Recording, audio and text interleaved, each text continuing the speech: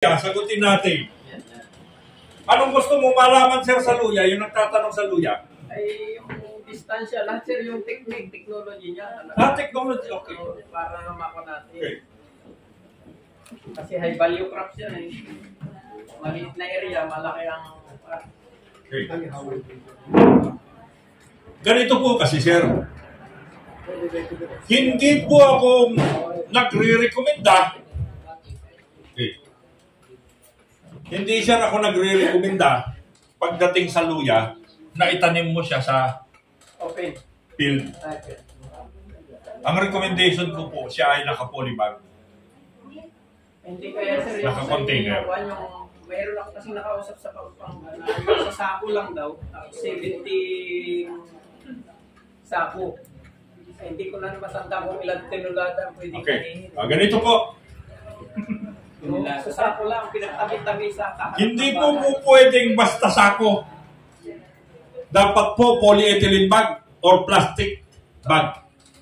Pag polyethylene bag ang bibilhin mo, dapat ang sukat ay 12 by 12 by 19. Wow. Pangkuhan sa inyo. 12 por 12 por 19. Pagsako po ng simento ay maliit. Wala pa pong 3 buwan, wasak na yun. Opo. Kasi rurupok yun. Yan, rurupok yun. Okay. So, 12 by 12 by 19. Kailangan mo nang mag-secure din ng seed tray. Na halos kasing laki ng kasi taas to, mas mababa ng kaunti mo na gano'n. Seed tray. Bakit? Kasi ang itatanim, maghihiwa mo yung rhizomes ng luya, ihiwain mo siya ng 3 to 5 grams. Halos mga gano'n lang siya. Ihiwain mo siya, 3 to 5 grams. Hiwa. Yung kadalasan po kasi ganito ginagawa ng farmer. Okay. Nung dumating ako dito sa Pilipinas, ang toro sa amin sa isang hektarya 2,000 kilos, ma'am, ang itatanim. Yun po yung turo sa akin ni Dr. Alcala. Yung dating Secretary ng Agriculture. Yan. So, hindi gano'n. 2,000 kilos o 2 tonelada ang kakailanganin mo pag magtatanim ka ng luya sa hektarya. At bago ka magtanim, susunugin mo yung pagtataniman mo. Di ba gano'n ang ginagawa? Susunugin. Sabi ko gano'n, parang baliktad, parang mali yata. Bakit? Dapat bulukin. Okay, hindi yun ang nakasanayan, susunugin mo na bago mo taniman. Okay. Sinuwerte ako noong 2007, 2008. Wala pa ako sa Victory Global. Yung isang NGO, isang foundation, isang medical foundation, dahil trainer ako, kinuha nila serbisyo ko, tapos pinadala nila ako sa India. Pag-aralan ko raw yung tungkol sa SRI. Pag-aralan ko daw sa sugarcane. Pag-aralan ko raw sa ginger. O kaya inabot po ako ng 7 buwan doon. Nag-aaral. Yung kinukwento ko kahapon sa inyo, yan, yung unang 1 buwan ko, wala akong ginawa kundi tuwing kakain, nagsusuka. Okay. And pinag-aralan yung sistema. So pagdating dito sa Pilipinas, inilipat sa magsasaka yung teknolohiya. Ano nangyari? Pasok dito, pagtalikod ko, labas dito, balik na naman sila dati. Nagtataka sila pag ako ang nag-practice, successful. Pag sila, palpak. Bakit? Eh kasi, bigyan ko kayo ng idea. Yung mga leader sa Victory Global, sa company natin, yung mga leader, sabi ko, ang training ko sa ginger production, 2 days. Yung unang araw, propagation. Pangalawang araw, transplanting hanggang production na. Okay. Unang araw, 100 yung umattend ng seminar. Punong-puno yung training room. Yan. Halos pag inaitaas mo yung kamay mong ganun, masisigo mo yung katabi mo. So, puno. Pangalawang araw, ang audience ko, yung may-ari ng Victory Global, at saka ako na lang. Okay. Lahat sila nagtanim ng luya. Lahat. Lahat sila ay nag-practice, nag-invite ng mga negosyante, itinuturo nila yung pagtatanim ng luya. Ang disgrasya, wala pang 2 buwan, 3 buwan, lahat ng tanim nilang luya natunaw. Bakit? Ganito po kasi ang nangyari. Bukod po sa sako, ang nangyari ay yung tanim. Mataas yung sakit ng virus. Magkakaroon siya ng maninilaw, akala mo aanihin na ay wala pang 3 buwan yung luya. Tapos, pag hinukay mo, wala nang laman. Bulok na. Okay. Bakit? Kasi, yung sikretong itinuro ko sa inyo kahapon, na pag mayroong tumubo doon sa luya, lalagyan mo yun ng tape, masking tape. Bakit? Pag nailipat mo yan sa sako, pagdating ng 60 days, anong gagawin? Putol. Putol yan. Anong mangyayari? Mag-i-initiate siya ngayon ng panibagong rhizome or panibagong plant o dadami.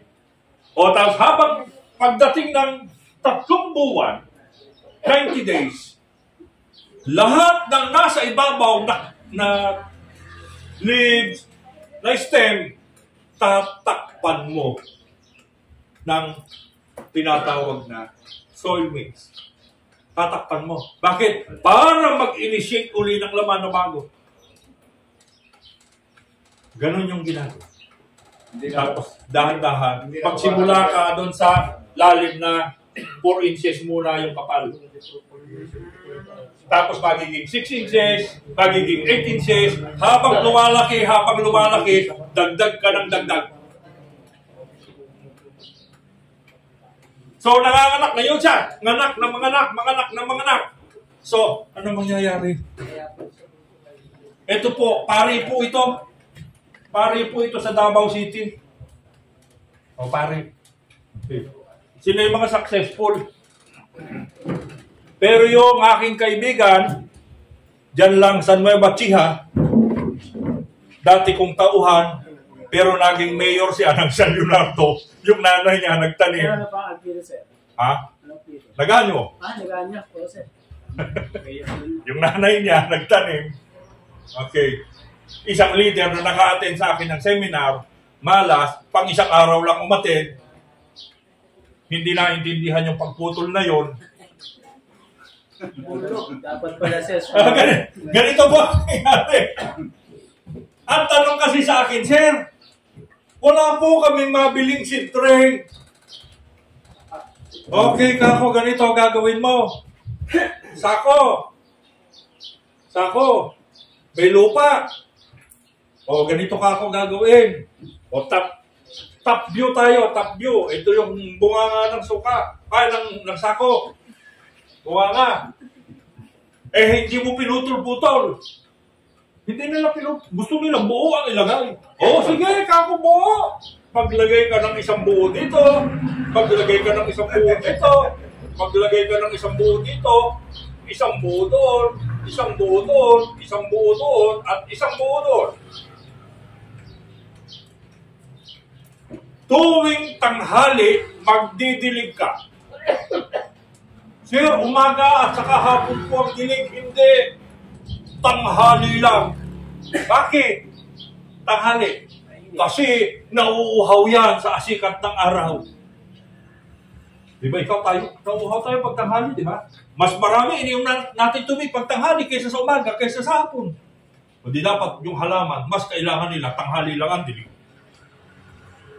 Di, mapapasma. Bakit? Tao ba yan? Na napapasma? Baka raw mapasma. Okay. So, sa madalit sabi, isang buwan, madami na yung stem. Tama? Madami ng stem. Pahuhukay ko yan.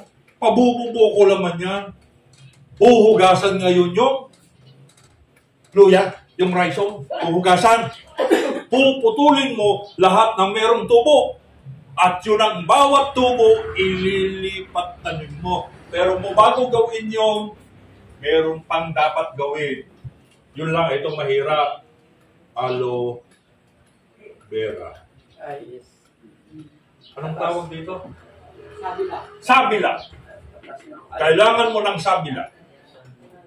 Ano pa yung isa? Kailangan mo ng pulot pukyutan.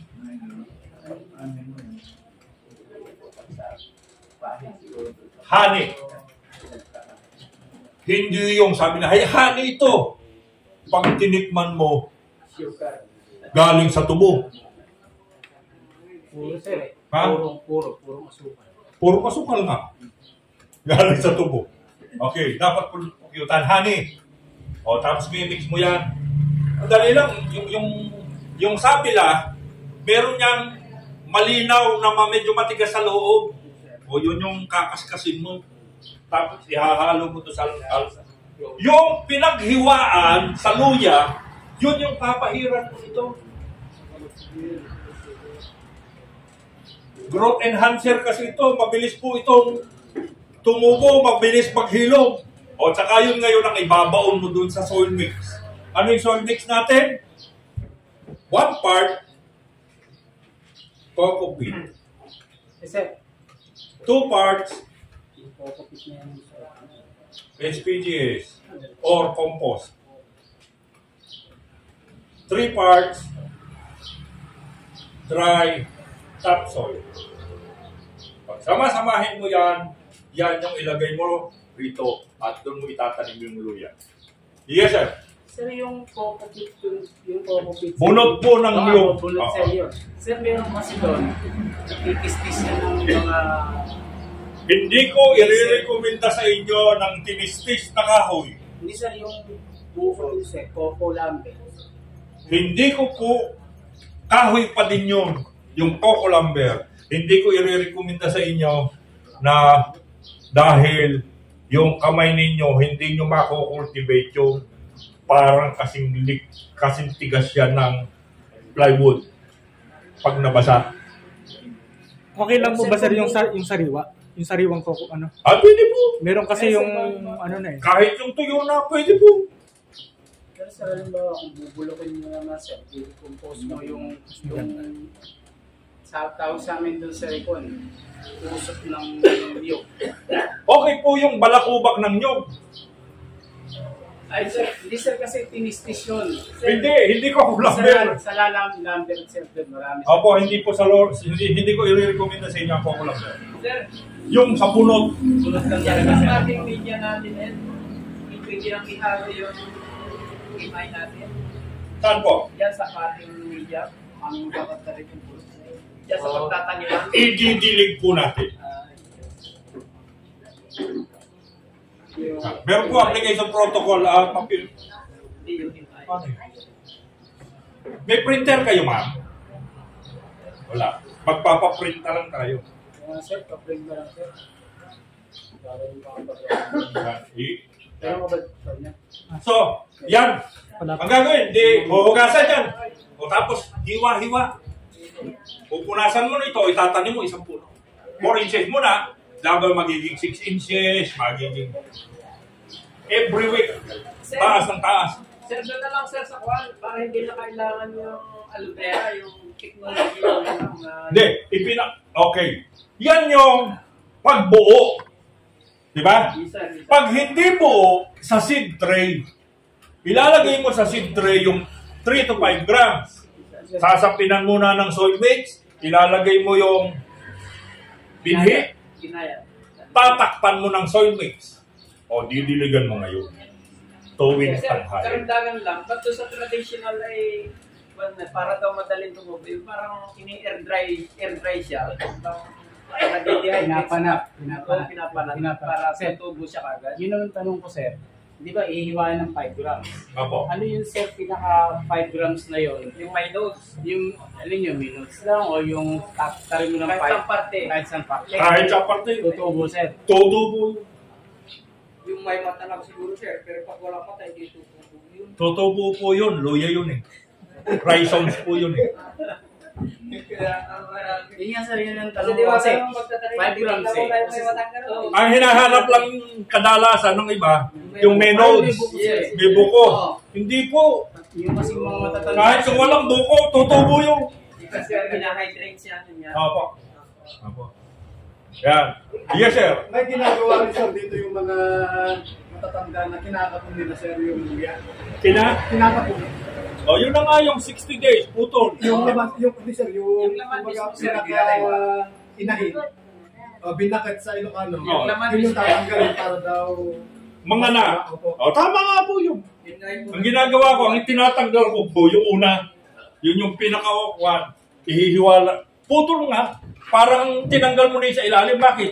Yung pinanggalingan, wala nang tubo, kaya mga anak sa dito sa gilid. Yan.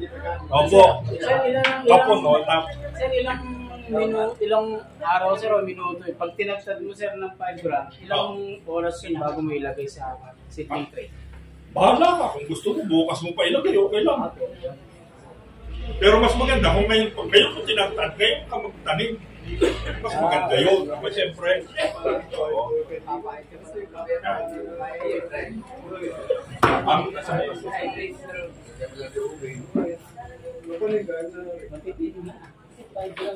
actually, every 15 days po ang buwan nito. Sir, yung 5 grams na, ilan ang pwede mong anihin yun kung napapaganda? Mapapaganda po. Pwede mong anihin. Nasa pagitan ng 8 hanggang 15 kilo. Sa 5 Bawat grams. isang puno. Nasa 5 grams, sir. Opo.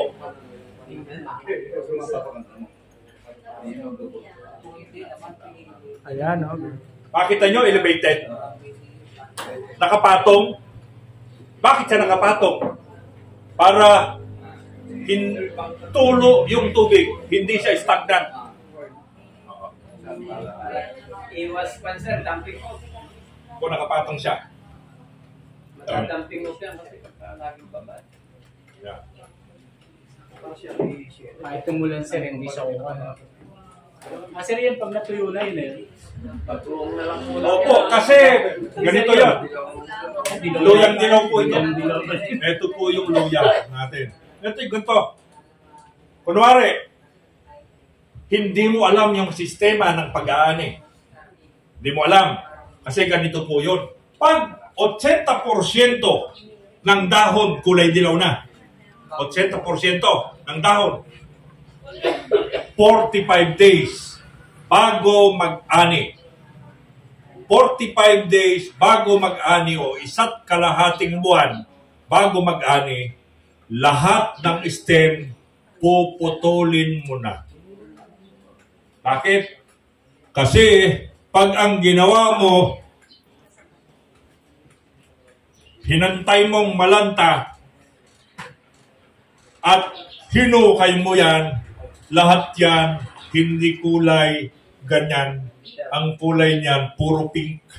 Halos hindi mo maibenta. Kasi walang bibili ng luya kulay pink. Ang tingin nila sariwa.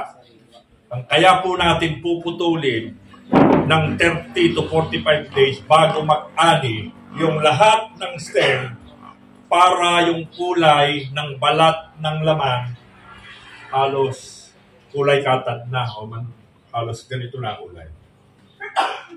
Para hindi siya kulay pink. Para ka nakakita ng tagbak. Oh. Magpint-pint yung... Oo, kailangan i-mature mo muna. So pag mature na, tsaka mo ibuhos yung sako. Ilang buwan po yan, sir? 10 buwan. Pero pag ang gagawin mo, magbibinhi ka, gawin mo po 1 taon. Yung pangbinhi. Mag-iiwan ka ng pangbinhi, 1 taon yun. Pero pag ikaw ay gawin mong komersyal, 10 buwan. O gusto mo pampalengke lang, pwede na yung 6 na buwan. Pampalengke. So, paano sir? Kung magtatanim ka sir ngayon, wala ka pang bili, kukuha ka dyan sa palengke. Opo, pwede po yun. Pwede po yun. Ipupunla mo naman siya sa pagitan ng 25 to 35 days, saka mo ililipat tanim yung malusog na punla. Huwag kang maglilipat tanim ng payat na punla. Malamang matunaw yun. Dapat malusog na punla. Single, yan, rice off.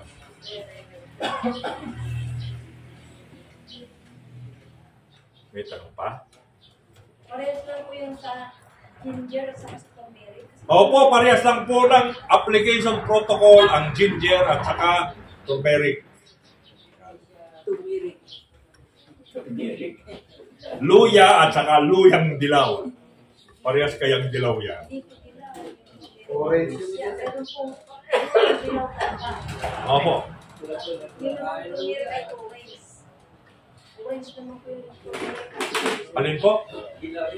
Orange po talaga. O, hindi siya dilaw. Pero ang tawag ng mga magsasaka, dilaw.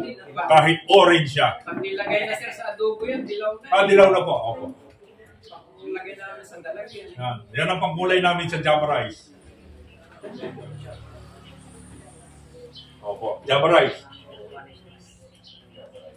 Hindi umuusok po ang bibig nyo pag kumakain ka ng Java rice. Dapat maanghang. Kasi ang Java rice maanghang. Pag kumain ka ng Java rice, walang anghang. Hindi Java rice ang tawag doon. Pinoy rice.